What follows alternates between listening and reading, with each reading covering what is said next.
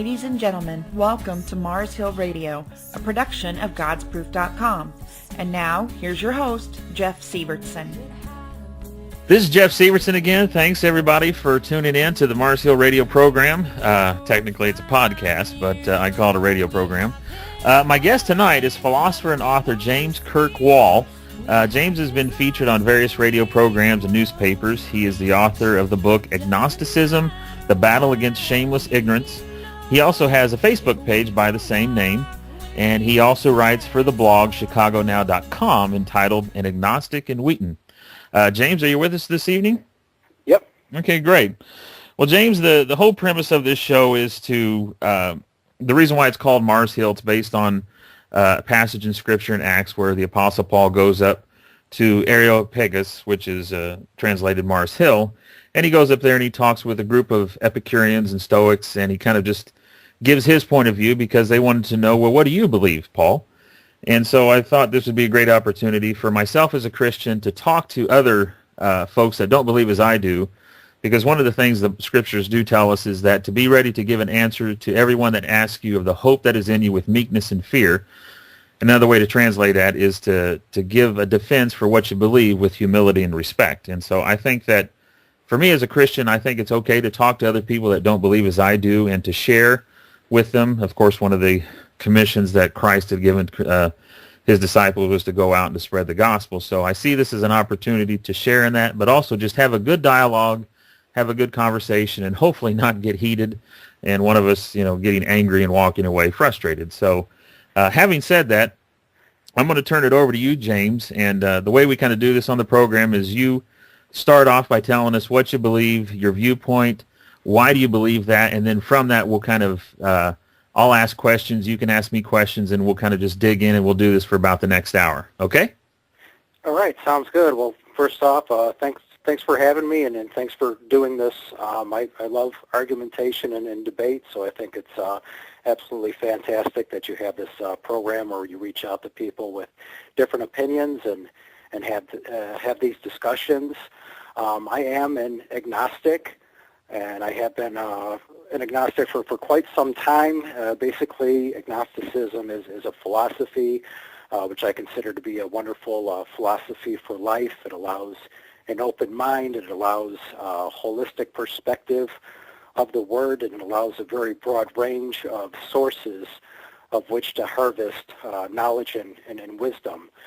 From a religious perspective, an agnostic lives the same as an atheist or a deist, without reverence to a God or supernaturalism.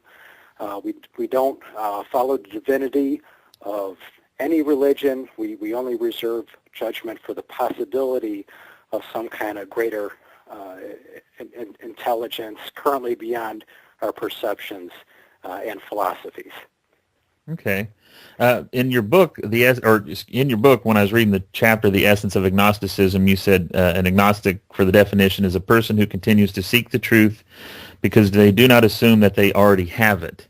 And you'd given a couple quotes from Confucius and Socrates, and I was wondering if you can kind of give us those quotes and kind of explain what they mean, because most of the time when a person hears agnostic, they hear without knowledge. And you seem to make a very good point in the book, and I was wondering if you could kind of talk about that. That is correct. The term agnostic was created by a man by the name of Thomas Huxley, and unfortunately, the definition and the meaning that most people have is very far from what Huxley had intended. A lot of people view agnosticism as some belief probability number on some kind of range in a chart, or simply look at it as trying to be somewhere in between atheist and theist, and that's not accurate at all. You mentioned the quotes in my book referring to Socrates and Confucius. Agnosticism is an ancient philosophy. And it's not just me saying that. This comes from Thomas Huxley, who recognized Socrates as the first agnostic. Agnostic without knowledge is Socratic. I know that I know nothing philosophy. If agnosticism was strictly on the God question, then Huxley would not have recognized Socrates, because Socrates very much believed in a God. He did not believe in Zeus. He rejected the religion of his people because he couldn't believe in an unjust God, and the God in his image was a just God and a perfect God. But obviously agnosticism connected more with his philosophy.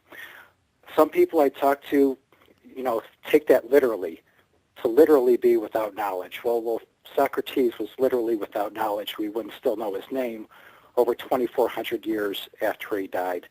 It's a philosophy that has major tenets. Basically, the only way to learn is to recognize your own ignorance, challenge authority. Nobody's beyond criticism. Put your arguments out there for debate and criticism, and have the humility necessary to abandon beliefs that cannot withstand scrutiny. So the meaning has become deeper for me throughout the years, and if people don't understand that philosophical connection, then they don't understand the term at all. You're not going to get the understanding from looking at a dictionary, which is just going to say, oh, it's somebody who believes the belief can never be, or knowledge can never be found, or some kind of short, shallow definition to that standpoint. Well, with respect to, like you said, about knowledge being found, how do you determine truth? How do you determine knowledge? In the debate that Eric Hovind and Beth Perkeiser had, that's one of the things that Eric kept hitting on, and if you watch some of his discussions with people at the Reason Rally, that's what he kept coming back to was, where does truth come from? How do you define truth? So for you as an agnostic, how do you find truth, and how do you know you've arrived at it? Empirical evidence and reason, doing a lot of work, doing a lot of research, gathering knowledge, I believe is the way to find truth. Anybody can have a belief, but you want to make sure your belief has a solid foundation of knowledge. So the best method for me is empirical evidence and reason. Empirical evidence and reason. Okay. So with respect to reason, you mean with your own ability to reason and to think? Correct. Okay. Because I think in one of your quotes you said, an agnostic recognizes that the human mind is our fundamental resource and that the only way to gain maximum output from this resource is to challenge authority. So one of the questions I've had, and I've heard others ask this very same question, is how do you know that your mind is working properly? What is it? What can you measure it against to make sure that you haven't gone crazy? Okay, so we really are going to get into epistemology here. Is that what we're getting into? With that question, yep. Well, absolutely. like I said in my email, I'm not a trained philosopher, so... you don't have to be. I don't have a degree in philosophy, and the greatest philosophers, the best-known philosophers, didn't have any fancy degree or from some college. Socrates certainly didn't.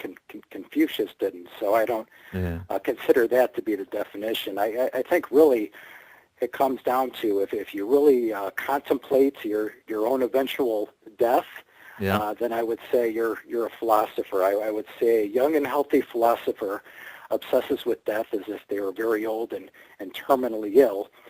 And when you think about death, you also think about life. How much time do I have? What am I going to do with this time? Eventually, when I do die, how do I plan on, what do I want my state of mind to be? That's interesting you say that, because there is a scripture in the Old Testament, I can't remember if it's in Proverbs or Psalms, that says the wise man continually thinks of death. Yeah, but I would say that's absolutely right. I think that's one of the biggest indicators if somebody wants to, am I a philosopher or not? Well, if you connect with philosophy, and if you do obsess with that question quite a bit, I would say, and if it feels good to you, go ahead and call yourself a philosopher. You don't need some kind of fancy degree in order to attribute the term to yourself. Well, then I must be a philosopher, because I do think about that quite a bit. I didn't think about it that much until my wife had gone through a lot of medical problems about 6 years ago, and of course the thought of losing her makes you think about all kinds of things and really dig deep. And anyway, I'm sorry, go ahead. Sure, and one of the definitions for philosophy is the love of knowledge and wisdom. So even if you just have a real passion and a love, you're always learning. You believe in a lifetime commitment to continuous learning. You always have a book in progress and books queued up. Then I could say also you could classify yourself as a philosopher. Okay. Well, I'm sorry. To get back to the question, how do you know that Sure. your mind is working properly? So on the question, how do you know your mind is working properly? How do you know what is true?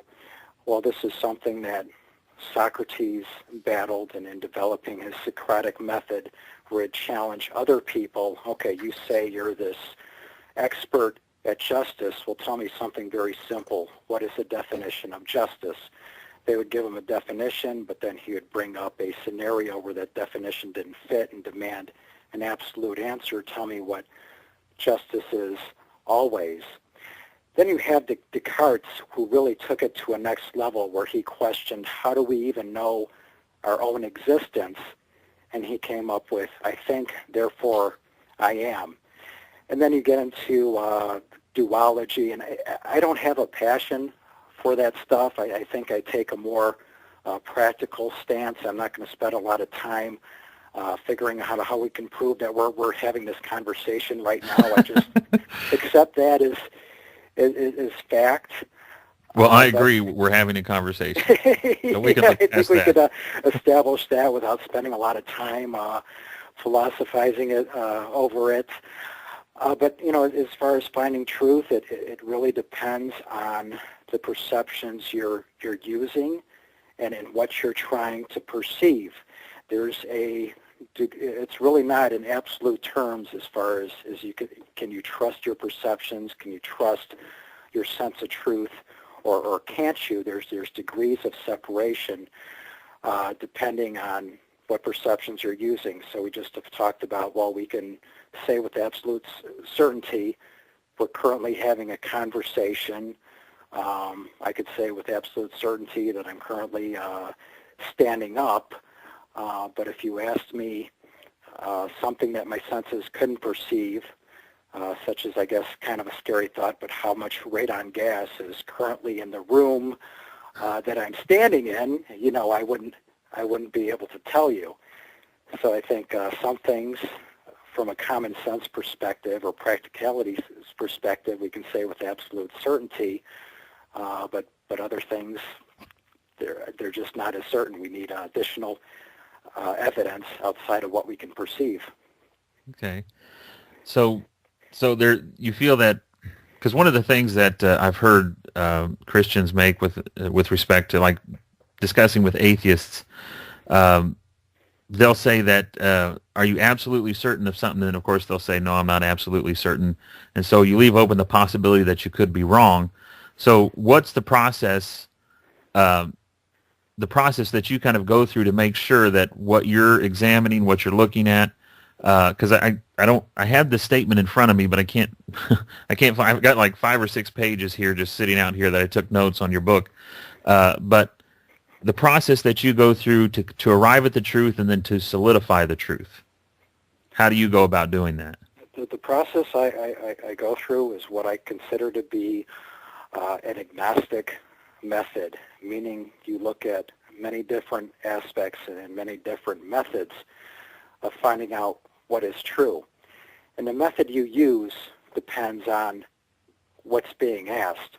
Now, mathematics is probably the purest method we have for finding what's true. When you talk about numbers, if you ask me how many shirts I have, I will use math in order to count them and get back to you with an answer. We then have the Socratic method, which I think a good scene about that is in a movie called My Cousin Vinny, where the Socratic method is basically used in every court when you're talking about cross-examination and asking questions and grilling people on the stand. How can you say it took 5 minutes to cook your grits when in the whole grit-eating world it takes 20 minutes? That's the famous scene from My Cousin Vinny. So you have that you have that method, which I think is good. If you're interviewing candidates for a job and you have three, you use the Socratic method to see who's best qualified for the job. Then, of course, you have the scientific method based on experiments, and I have an example in my book that deals with the fact that the Earth is moving, but we don't feel it. Mm-hmm. So I think one of the experiments they did was to drop something on a ship that was moving and see if it dropped straight down, and if it did, then they can conclude, okay, the Earth is spinning, but for us, it feels the same, and obviously that gets into Einstein's relativity. So you have the scientific method, you have relativity. If you ask me if I'm a good basketball player, I'll say relative to very bad basketball players. Of course, you have doing. All right, if you want to know if something is true or not, and you can actually do it for yourself and find out for yourself. You have simplification. How do you break down a large algebraic expression, or how do you handle complicated problems? How do you eat an elephant? One bite at a time. You break it down with simplification. The 5 W's. So there's various methods. And I say keep all methods in mind and use them appropriately as situations come up. Okay. So basically, when you arrive at something that you say, this is the truth, it's backed up with something in your mind. There's something supporting what you believe. Yes, you want to back it up with knowledge. You want to back it up with a method if you can. And then you want to put it out there in the crosshairs of argumentation and criticism and see if it sinks or floats. Okay. Well, because I read here I think this was in the chapter, The Essence of Agnosticism. Agnosticism is not about belief, it's about having something behind the belief. And one of the things that for me as a Christian, growing up, I grew up in a Christian home, but I had a lot of trouble believing what I was being taught. I kind of just accepted it, as a child and through a portion of my teenage years. But when I got up around the teenage years, college years, I had a lot of problem accepting it. And when I would ask either the pastor or Sunday school teacher or somebody for proof, something to back it up, they would constantly tell me that Christianity is a blind faith. And as I thought through that, I'm thinking, well, what's blind faith? And I came up with an example of, for me as a father, I have 2 girls, and if my girls are outside playing and a stranger comes up, I don't know who they are, I don't know where they came from, they're very well dressed, and they come up and they say to me, sir, I see you have 2 daughters. I'm an excellent babysitter. A lot of people love me. I'm really great with kids. If you want to go run some errands right now, why don't you give me the keys to your house and I'll just watch your kids, and then you can come back and then everything will be okay. Blind faith would basically say, sure, why not? You look reasonably nice and pretty and wonderful. I'll be back. And then just leave your kids. To me, that was blind faith. And I thought, well, how can I follow a belief system if there's nothing to back it up? And whenever I'd ask pastors and Bible study teachers, they would always say it was a blind faith, but they would also point me to the scripture where Thomas asked for proof, but Jesus said, blessed are those who believe without seeing. And so for a number of years, I just kind of kept my distance from religion and Christ and anything like that, and just kind of sowed my wild oats and had a lot of fun in college and after. And, of course, there was that itching within me that kept asking the question, the death question. Once I had my first child, I began to wonder, oh my goodness, I need to take care of her, so that means I have to stay alive, so that means I have to provide for her. And that's when the whole thing started kicking off. And so I finally went back and kind of examined Scripture. And one of the things that I noticed that was interesting in the Bible did not expect people to believe what it said. It said that it backed it up with proof. And this is over in Mark 16:20, and it says that, and they went forth and preached everywhere, the Lord working with them and confirming the word with signs following. And confirming means to make firm or establish, and the word for signs means miracles, wonders, and so forth. And I kept finding this throughout Scripture, and actually there was one place where Jesus himself over in John 10:37-38, he said, "If I do not the works of my Father, believe me not. But if I do, though you believe not me, believe the works, that ye may know and believe that the Father is in me and I in him." And when I kept following this word for works and signs and wonders, it kept coming back to the definition of what we would call evidence or proof. And so that kind of opened the door for me to actually start questioning the Bible, even though I was told I can't question it and there's no proof to back it up.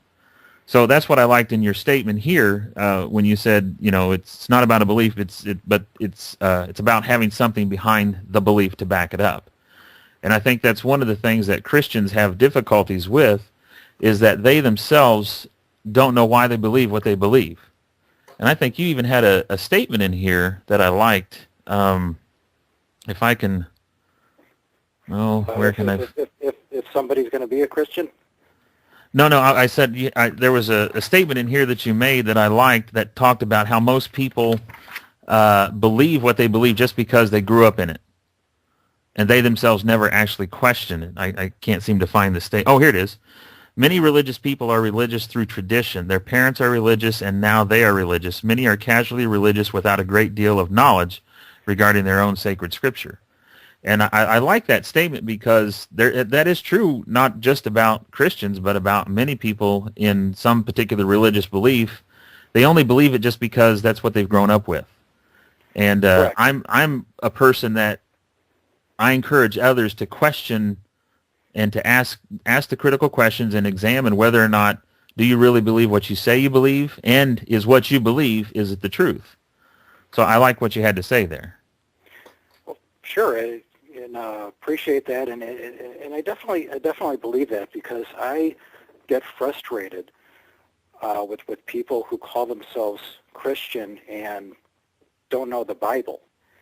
Yeah. I mean, and I make a statement in the book: if you're going to be a Christian, be a Christian. Know the Bible, practice the traditions, and maybe this takes you in a different direction. Maybe this gives you a stronger connection with your faith you ever had. But I mean, just be real, because if somebody's going to say that they're a Christian, they're going to give themselves that word. They should give that word, have meaning to that word. Sorry, it took me so long to get that out, especially if you're going to believe that actions in this lifetime are going to determine an eternity, whether in heaven and hell. If somebody believes that, then they really should make sure that they know what the rules are, because I think a lot of people are very casual, and they think, well, okay, Jesus Christ is the Son of God. I believe that, so that's all I have to do, and then they go and do whatever they want. They think they just have this free pass, but when you look into the Bible, drunkenness, sexual immorality, jealousy, there are things that it's more to it than just casually saying, oh, I believe in Jesus and I'm set. There's other rules that apply. And like I said, if you really believe that an eternity after this life is determined what you do in this life, then you really should make sure you know what the rules are. So I find it very frustrating with the Christians that really are, I guess I would call them paper Christians. They really are pretty ignorant when it comes to what's in the Bible. Yeah, and actually the Bible refers to him as either a false convert, goats among the sheep, wheat among the tares. A tare was something that looked like a wheat, but it bore no fruit. And the Bible, the Scripture, actually Jesus himself talked quite a bit about that. And when he talked about the kingdom of heaven, he used examples like the kingdom of heaven is like a mustard seed that grows up into a large bush, or a particular seed that grows up into a large bush, and the birds nest inside of it. And the birds were oftentimes symbolic of evil or wicked. And so it was kind of confusing for some people to say, well, why would evil be nesting itself among the kingdom or among God's people? And that's typically how it is that there's a lot of people who are in the church that are only there by tradition, by heritage, they grew up, it was a family thing, and they don't actually question why they're there. And so I thought that was interesting, what you were saying there, and I kind of appreciate and I agree with that statement that how a lot of folks are among Christians. And one of the things I've discovered, I teach a Bible study class. I teach the book of Genesis, and my students, or the people in the class, they have said to me that because I'm using evidence and proof to push behind it, it brings the Bible to life. Whereas before it seemed like a mythological book, now it seems like it's something that's real, it's tangible, and it's not something that's make-believe. And that's one of the things that I've been doing this searching for. It kind of tracks along with my daughter. She's 14 years old, and it's kind of tracked along since then. So for about 14 years, almost 15 years, of digging in, looking at the evidence, and looking across the board, not just at Christianity, but other religions, I appreciate other people like yourself who are willing to follow the truth wherever it leads you, even if it leads you down a place that you think, well, this isn't correct. But if you keep following the truth, in my opinion, this is just me as a Christian, Jesus said, I am the way, the truth, and the life. No man comes unto the Father but by me. And that's the point at which I have arrived, is that Jesus Christ is the truth, which brings me up to another question. One of the things that I had read in here about, you were referring to Bruce Lee. You say, I take the same approach to philosophy and religion as Bruce Lee took to fighting. I don't believe in the divinity of any religious doctrine, but understand that each religion, as each philosophy, has something to teach, and so on and so forth. Do you take the approach, I'm going to confirm this first, but do you take the approach that no religion has the truth, but they all have a portion of the truth? I would say no religion. I don't believe in the divinity of any religion. None of the supernaturalism. I read Genesis. I definitely have a different take on Genesis than what you discovered going through it. But I look for secular wisdom, and I believe that I have a passion for philosophy, and I have a passion for religious studies.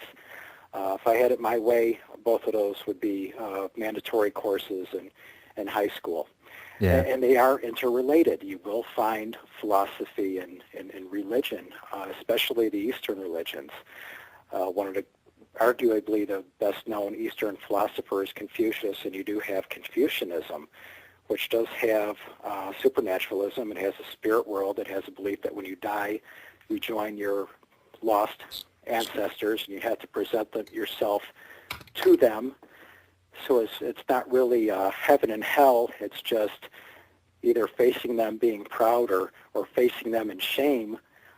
Really would be the heaven and hell as far as that belief. But then there's a tremendous amount of secular philosophy. Confucius describes the exemplary person. He talks about things like don't be concerned with being acknowledged by others, worry about acknowledging them, which I think is amazing, and not only a philosophy for back then, 2,500 years ago, but I think today more than ever for the kids. That's a wonderful piece of philosophy for guidance. And Laozi with Taoism, a lot of secular wisdom, a lot of philosophy with Buddha, and then obviously with the Bible and the Quran as well. Prophet Muhammad, I think in the Quran said some very brutal, awful things, but at the same time he says things like seek knowledge from the cradle to the grave, which is obviously something that I believe in. So yeah, don't close your mind. And this kind of secular philosophy, this what I would consider to be timeless wisdom, can be found in philosophies and religions, and my approach is to go through them, study them, and take what is good. And that's a good point. When you say take what is good, how do you decide which are the good parts? And I think a lot of that depends on the individual. I mean, this is nothing that I grew up with. This is kind of who I was and what I did and what I connected with. So for me, it's learning this, going through this knowledge and collecting this wisdom with what I connect with. for whatever reason. I was born a certain way where certain things connect with me and certain things don't, and everybody's pretty much the same thing. Some people connect with sports, others connect with sitcoms, others have passions for certain things, and what we connect with and what we have a passion for whatever reason. Do you feel that there is like an absolute perfect good, and that there's a standard that we should live up to, or do you think goodness and perfection is relative to the society, to the person, to the group?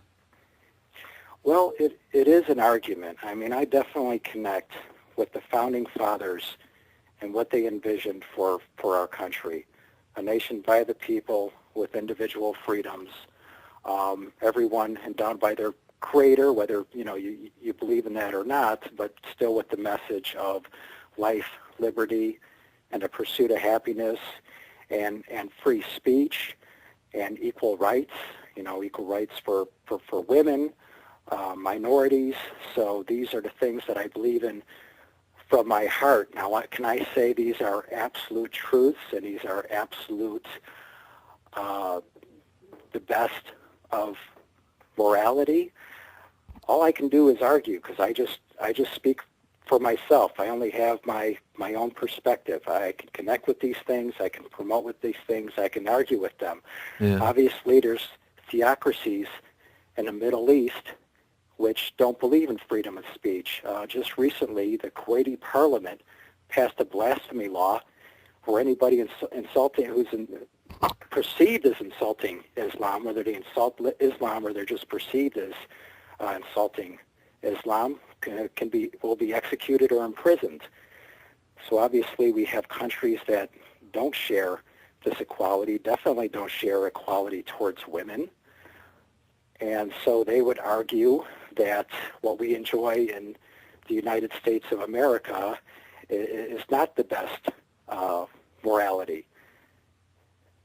Yeah. And I would argue absolutely we're the ones that are right, but I'm an individual, and all I have is my argument, no matter how much I feel it in my heart and how much I endorse it. I just have my argument. Yeah. For your approach, your philosophical approach in searching out the truth, do you see any limits on where the truth will take you? Like, for example, when I was just talking about how you can find truth in every religion, but you don't particularly hold to one, do you feel that by not going in a particular direction, say Christianity or Islam or Judaism, do you feel that you're putting limiters on where you'll go? No, I don't. I don't feel limits as far as supernatural beliefs. I feel limits as far as where we are with scientific progress. When Thomas Huxley originally created the word agnostic, he mistakenly, he admitted it was a mistake, but it came out, used the word unknowable. And if you look in the dictionary, that's one of the definitions. An agnostic is someone who believes knowledge is unknowable, which is ridiculous when you think about it. How can you not know and yet know that knowledge can never be attained? Yeah. Huxley later said that which is undiscovered today may be discovered by scientific progress tomorrow. And obviously over the last 100 years, there are many things that we've discovered through science. And obviously there's still mysteries, but we are making progress, and it is exciting.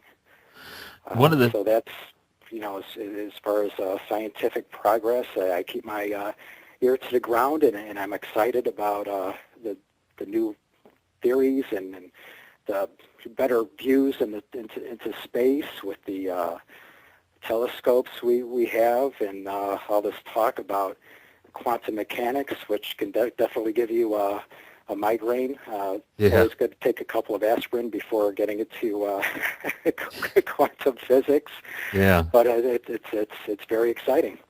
I can't remember who this. There's been a couple of scientists that I've read about that when they began to try and grasp quantum mechanics, they ended up committing suicide. And some of them And some of them even drove them into a mental institution just because what they saw, it was just crazy. But they noticed that, it's like this whole idea where, I don't know what they call it, not a singularity, but where you can have one atom interact with another atom halfway across the universe in an instant, or where there's basically no time dilation, no change. It's like, how do they communicate? But they seem to communicate, and that just seems crazy to them. But for me as a Christian, one of the aspects that God does have is he's ever present or omnipresent. So that didn't seem to be a difficult concept for me. But that's interesting.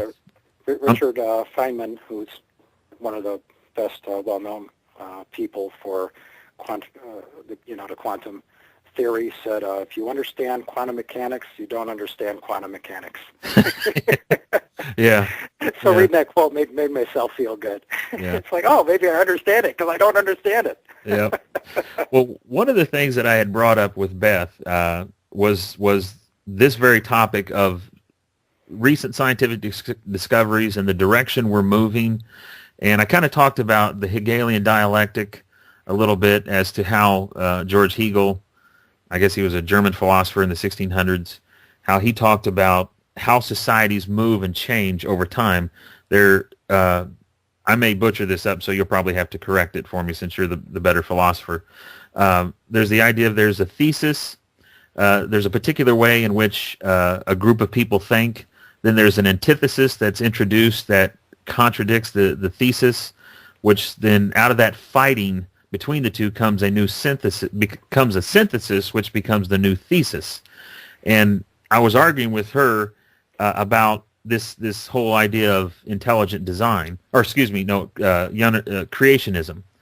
And I said it's interesting that there's the struggle between evolutionism and creationism, and I don't think the populace will move towards a creationist position, but I think out of that will come the intelligent design position, where people will accept the possibility that there is a creator or an intelligent designer, but nobody's going to label who that intelligent designer is. They'll just say we know or feel based upon the evidence that we're accumulating that there is this that it was intelligently designed by somebody. And so I was trying to say, just to put your mind at ease, people aren't going to run to Christianity just because they find out there's a God or there's a creator. But how do you feel about that? Do you feel we're moving in a direction where one day the atheist is just going to have to eat crow and say, well, but I guess there is a designer out there? Well, I think that I think it's unfortunate with what happened to the intelligent design word, because it's been made synonymous with creationism, which is, of course, is different. Creationism is directly tied to the biblical Genesis account. Yeah, they call it creation light. Right. Where intelligent design should really be agnostic. It should not be tied to any specific religion.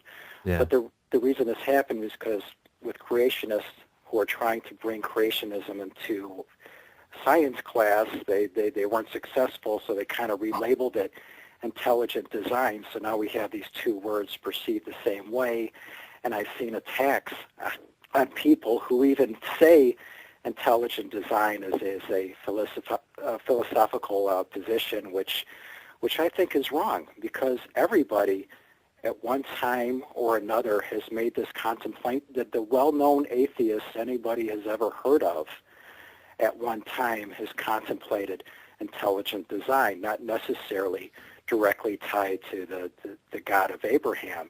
In fact, in Richard Dawkins' book, The Greatest Show on Earth, which is not anti-theist at all, it's very neutral, it very much focuses on the evidence and the greatest discoveries during his career as a biologist, he makes a what-if statement.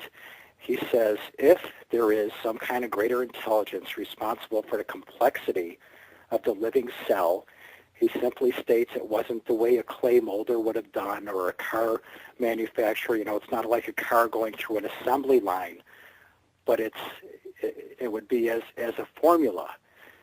So I think that, and I think it's okay for him to say that, and I think it's okay for him to make that what-if statement, because there's a lot of things we don't know. We don't know what existed before the Big Bang. We don't know exists outside the outer limits of our universe. And without having things that can tell us specifically what they are, we do have to philosophize, and it's okay even for an atheist to make a what-if statement. Well, if there was some type of greater intelligence, how would it go about this? And is there any way we might be able to measure this without being, what's hacked? Yeah. Yeah, and that was, I think that I kind of agree with what you're saying is with the intelligent design position, it is more of an agnostic position if you actually study it. For me as a Christian, I encourage others who are Christians to not take up the intelligent design position, not because it's mean and evil, it's just because it's not the true reflection of Scripture. But I tend to think that what will happen as this battle continues between the evolutionists and the creationists, that it will kind of push out a new synthesis more towards intelligent design. Maybe they won't call it ID. Maybe they'll call it smart engineer or something, or creative architect, or something, just to get away from the creationists. But I tend to think that we'll see more of a movement in that direction, just because of the evidence that keeps coming forward. And what evidence do you think is going to head us in that direction?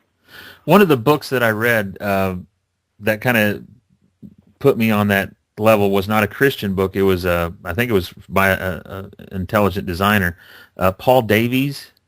I don't know if you know who he is. Okay.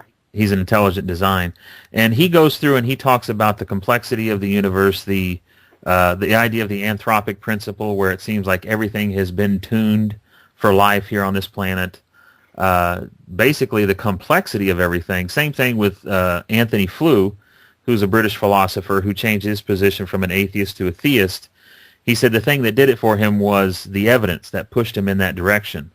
The things like we're talking about with the discovery of the DNA molecule. Even Francis Crick, one of the co-founders of the DNA molecule, he came up with I don't know if he came up with it or if he just agreed with it, but the idea of panspermia, that evolution didn't occur here on the Earth, but it was seeded from somewhere else because there's enough evidence just from the DNA molecule itself to bear witness that evolution could not have started here.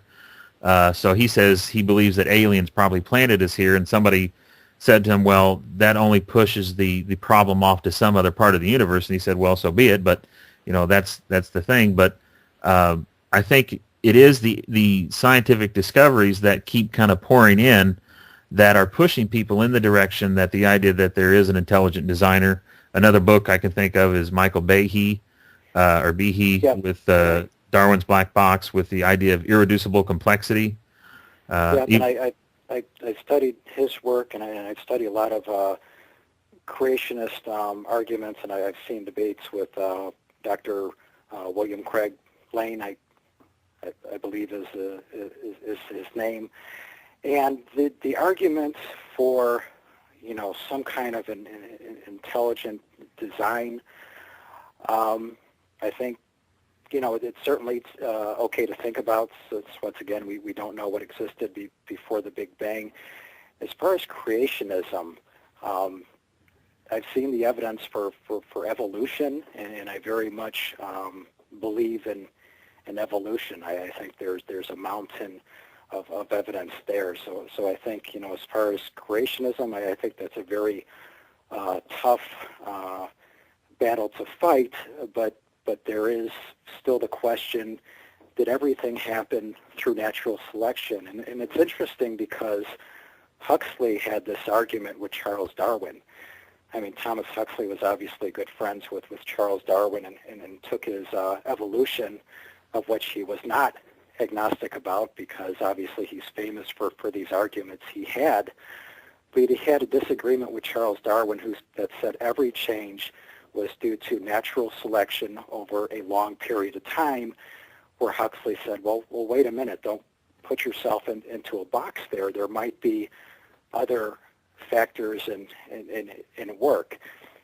And it certainly has, life certainly has the appearance of being designed, and Richard Dawkins very much acknowledges that. But when you look at the evidence, I don't think anybody can say evolution doesn't exist when you look at things like the Westminster Dog Show and you look at all the breeds that we've done. Most of the animals we eat, most of the vegetables that we eat have been altered through what we call artificial selection. Obviously, the humans are guiding the offspring in order to promote certain characteristics. So it's not done through natural survival. It's done through human hands, but we've seen by using the mechanics of evolution all these changes we've been able to make in plants and animals. Well, just let me back up. I wasn't implying that intelligent design didn't allow for evolution, because intelligent design does allow for evolution. It incorporates it. There are several out there. It's just they believe that something started the first spark or the first atom or first person. Yeah. But with respect to natural selection, I'm not sure if you're aware of this, but creationists don't balk at the idea of natural selection. Sometimes it's referred to as microevolution. Now they kind of refer to it as speciation. We don't balk at the idea that, like the variety of dogs and the variety of cats and so forth. The issue is crossing boundaries. In other words, when a dog has a dog, it's still a dog. It may be a different kind of dog. It may be a different breed that you've, through crossbreeding, but it's still a dog. So for Christians, and this is one of the things that some atheists are surprised at, is that young Earth creationists, old Earth creationists, however you want to put us, we do believe in natural selection, that you can do various forms of crossbreeding, hybridization, speciation, that sort of thing. We just don't accept the possibility of it crossing over a boundary.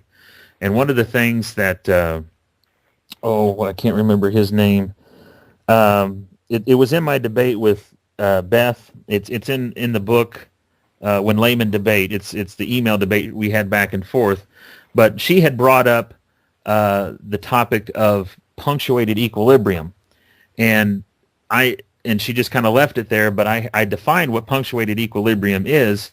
It's the idea that an animal lays an egg or gives birth to a completely radically different species. The idea, and there was actually a book, I think it was called The Wonderful Egg, that was put out for kids, and it had a dinosaur laid an egg, and out comes a bird. And it's the idea that there's a radical shuffling of the DNA, so much to the point that you get a completely different species, because one of the things that the fossil record kept showing is a lack of transitional forms. And so they thought, well, evolution is true. It must happen. We don't see it in the fossil record. So therefore, what is probably happening is a radical shuffling of the information within the DNA that creates a completely different species, other than, its parents. It's just completely different. So that's one of the theories that's been put out there. And Beth, she had said that with her resources that she was studying, that's still a viable option that's accepted among evolutionists. Other evolutionists don't accept it. But I didn't know if you were aware that most creationists do accept speciation or natural selection or microevolution. We just don't accept crossing a boundary of going from one species to another, whether in a short period of time, like punctuated equilibrium, or in a long period of time, like macroevolution. Right, and crossing a species crossing over to another species, as you mentioned, we have the Westminster Dog Show, we have all these different breeds of dogs, but they're all still canines, they're all still dogs. Yeah. And that's something, I struggled with. How do you go from this leap? I understand different breeds, but the stretch from a breed evolving into a different species wasn't something I was able to grasp. And in my first book, I talk about this in my chapter of evolution. But since then, I've come into more of an understanding where I was getting stuck at was a difference between a breed and a species. For some reason, it wasn't clicking in my head that it was a matter of breeding. And when you look at it in that perspective, when you look at the different breeds of dogs we have, from the Chihuahua to the Bull Mastiff to the English Bulldog, well, these things, if you took two separate groups and put them on separate continents over a very large period of time and then put them back together, if they no longer mated, then they would be classified as different species. And actually, it's not, that complicated, but for some reason going over it, it kind of clicked in my mind to where, okay, now I understand how this transition can happen. But as far as what you were saying before, where, I think I've heard giraffes used as an example, where it seems we don't see anything transitional, and then suddenly, boom, here's the skeleton of a giraffe, although I think there might have been another animal now they've identified that, eventually got that longer neck. I mean, that's very interesting. There's definitely things I struggle with. Yeah. I mean, I understand the evolution of an eye, but what I struggle with is the beginning of an eye. I struggle with the beginning of life. I understand it happened with a very simple single-celled organism, but the transition from random molecules to that first single-celled organism is something that that I struggle with, and I know they're trying to do a lot of work now with biogenics, and it's just so hard to repeat that environment, which is what the Earth was before life began, to try to do these experiments and try to figure out how exactly it happened. Yeah. Well, one of the things that when I was doing my searching, and I wanted to look at some peer-reviewed science journals to see what the evolutionists were saying, because most of the stuff that's presented to the public, whether like History Channel or Discovery Channel, or even in the science textbooks in college and high school, evolution is oftentimes presented as factual, as a fact, not even a theory. But I kept running up against statements like Dr. Colin Patterson back in the 1980s. He was head of the British Museum, been doing paleontological work for years, and he had the opportunity to go speak at a large symposium where there were several other evolutionists and paleontologists there. And one of the things he said, this is actually a quote, he said, "I woke up and realized that all my life I had been duped into taking evolution as revealed truth in some way. But more important, he termed evolution as an anti-theory that produced anti-knowledge. He also suggested that the evolutionary value of the hypothesis is nil, and that evolutionary theory is void, that has the function of knowledge but conveys none. To use Patterson's wording, I feel that the effects of hypothesis of common ancestry and systematics has not been merely boring, not just a lack of knowledge. I think it has been positively anti-knowledge." And I kept running up against, obviously we're not going to solve the evolution creation problem tonight, but just to kind of let you know where I'm coming from, is one of the things I kept bumping up to when I got past sort of the billboard presentation of evolution and got back into what were the evolutionists themselves saying? What were they saying in their peer-reviewed journals? What were they saying when they thought nobody else was listening? In fact, this recording of Dr. Patterson was done by a Christian who snuck into the symposium and recorded what Patterson had said. And in my debate with Beth, I said Patterson was, in a sense, among paleontologists, kind of like the Pope, and all the folks that were sitting out there were kind of like his cardinals. And he was basically saying, I'm denying everything I just believed. And so that I appreciated the fact that I found those things, because I never found that stuff when I was going through college, when I was going through high school, when I was kind of looking things on the surface. Evolution was always presented as a fact, as unquestionable, but it wasn't until you start digging into it, and it kind of brought me back to the thought of how most Christians, you just accept it as a fact and you don't question it. Well, that's kind of how I was as a Christian, but it was kind of interesting to find out that there were many who believed in evolution that kind of just accepted it. But here's a guy who knows his stuff, kind of like I said, kind of the Pope of the paleontologist, and he said when it comes to systematics, which is dealing with the interconnection, the missing link, they didn't find it. They didn't find anything. And so it was statements like that that kind of kept pushing me back away from evolution, back from intelligent design, and more towards a creationist position. There was a lot of other things that pointed me in that direction as well, but that was just one of the things. Reading the evolutionists themselves and the paleontologists and in their own notes, in their own words, their own doubts about what they had seen. And that was one of the things, kind of like how you're talking about. One of the things is as you gather more information, as you gather more material, you start to make an assessment on that information to see if what you believe now, does it change or does it continue down the same path as before? So yeah, and I'm not sure what information he provided. I mean, I did a lot of research and a lot of study of evolution, and from what I found, I do consider the evidence to be there. You know, as far as having the nail of doubt. You know, does the hammer of evidence bury the nail of doubt? I don't. As far as evolution, I think it's a nuclear warhead. I think it drives a nail in a mile deep. I mean, we just acknowledged as far as microevolution, just the ability to create different breeds of dogs proves that there's mechanics that can allow you to drastically change the attributes of an animal.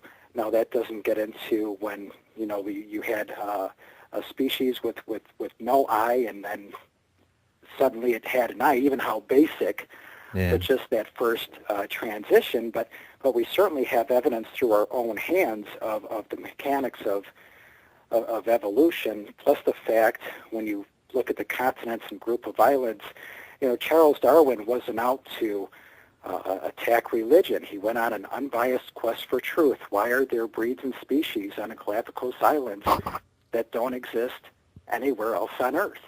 Mm-hmm. And through his journey, and he was also familiar with breeding. He was familiar with pigeon breeding, I think, for, you know, getting the fastest pigeon. So I think that helped click the light bulb in his head, because here we are doing it through our own hands, deciding which traits will pass on to the next generation. Well, let's look at this and see if the environment these animals are in are going to have that same transformation through a natural process. Yeah. Well, when you look at, you know, the diverse species on every continent and every group of islands, the fact that there's monkeys and no lemurs on Africa, but lemurs and no monkeys on Madagascar, I think I do consider evolution to be factual based on my research. Yeah, and one of the things that I came across that you probably came across as well is the difference between the evidence versus the interpretation of the evidence. It's kind of like with respect to the Grand Canyon, that the evidence is it exists, it's there. The interpretation is how did it get there? Because, you know, we didn't see it form. People in the past didn't see it form, but we know it's there. And that's one of the things, like, for example, one of the things that's presented oftentimes is the thing, they refer to it as common ancestry. You'll see pictures of, say, a dolphin fin, a human arm, the arm of a monkey, and the appendage of another animal, and they'll say, see the common elements in among them. But the other interpretation is a common designer. For me, I'm an engineer. I went to school for engineering, but now I'm also do computer work, infrastructure, systems administration. And as an engineer, I would oftentimes borrow the exact same design from one fixture to another or from one machine to another when I was doing a design, because it made it easier to have interchangeable parts and so forth. Same thing with software code. There's a lot of times I'll write scripts to do administrative tasks, and there are routines within that script that never get touched unless there's a problem or an error occurs. And then those portions of the code become activated. So some people have said, well, DNA is the model that shows how one form can transition from one to another. And some people have said, well, no, it's an intelligent code that's used to allow for adaptability of the species based on the designer who knew that conditions will change for that animal. So that's one of the things. I don't know if you came across that, is the difference between the evidence itself versus the interpretation. I also had that application software program, and I know exactly what you're talking about. If you have an application that does A, B, and C, and then the next application does B, C, and D, you're not going to write from scratch B and C because you already have it. Yeah, you already got the portion of it. Copy that over to the new application, and DNA is amazing. It's unbelievably complex, but then you also have the progression of species complexity over time. But, I wonder about things such as, does some kind of greater intelligence occasionally meddle with the gene pool? Yeah. A hidden artist, perhaps. Well, if you go down to Alabama, you'll wonder. Yeah. I'm just kidding. That's kind of the shallow end of the gene pool. I'm just kidding. I had family that were down in that region, but they're back up here now. They got smarter. We sometimes give them a hard time. I'd like you to meet my wife and my sister, and there's only one woman standing there. But anyway, yeah. You like our family tree, and it's just there's no fork; it's just straight. Yeah, just kidding. Like the good people of Alabama, but it is complex. It is this language. You do see these similarities, and it raises questions. But at the same time, you do have the fossil evidence. You do have the progression of species complexity over time. So there's just a whole bunch of evidence out there. A lot of areas to go into. Well, we have actually come up against our hour. Just for the sake of our viewing audience or listening audience, that we don't go too far. But obviously, we could go all over the place. But would you like to say anything in closing? If you want to tell the folks where they can get some more information about you. I put video overlay to this, so I'll put up information that you want to put up. Websites and Facebook or whatever. So tell whatever you want to say. Go ahead and say it to the folks. Sure. Well, I think you said it before. My work is business. That's the way I make a living. But my passion is philosophy and religious studies. I've written 2 books. My latest book is Agnosticism, the battle against shameless ignorance, which I do consider agnosticism to be, which isn't anti-theist. It's very religious neutral, which I believe you verified when you went through it. Now, I do have some blogs on Chicago Now and on my page, which are more antagonistic, I guess, and more critical as far as the Bible. But the objective of the book was to have that neutral perspective. And like you said, Agnosticism, the battle against shameless ignorance Facebook page, and then Chicago Now. My blog is called Agnostic in Wheaton. Okay. Just hang on for a second, and I'll close out the show, okay? Again, this is Jeff Severson. Thanks for listening to Mars Hill Radio program. And if there's anybody out there that would like to come onto the program, I'd love to talk to you. This is this isn't a regularly scheduled program. It's scheduled whenever I can find somebody who wants to talk. Whether you're a Christian, non-Christian alike, I try to hold it open for folks that that don't believe as I do. But occasionally we do have guest that I did have a guest, Ed Sherman, that came on talking about the biblical code, and I will be having a guest here soon, Gene Schmidt from Hand of Help Ministry, and he's going to be talking about the problems that are going on in the church, the false doctrine, and how we as Christians need to be critical of that. Don't just be critical of people outside of your circle of friends and family. Look at yourself and also your church as well. So thanks for joining us. Good night.